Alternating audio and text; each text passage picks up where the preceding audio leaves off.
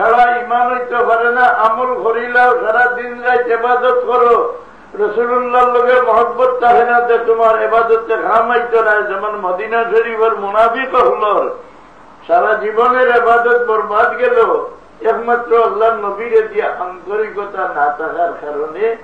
তারা কিছু সন্দেহ করতো, এই যে খবর দেন গাইবর খবর দেন, গাইবর খবর এই জানবা খিলা।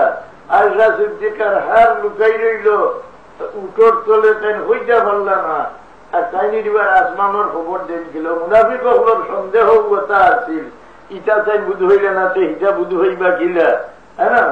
মুনাফিক হলোর এতরাজ আইসার যেটা এতরাজ রাসূলুল্লাহর উপরে আমরা রেখলে করই, এ সম্পূর্ণ মুনাফিক হলোর এতরাজ হল। এখন আমি দেখাই যে গোটা খান রাসূলুল্লাহ তারিফর যে কোনো একটা হাদিস শুনলে দেখায় মোল্লা বেটা মুখ মোড়ামারি বলতে হাদিস রাসূলুল্লাহ তারিফর যে কোনো হাদিস শুনলে বলবো এটা হাদিস জয়ী না।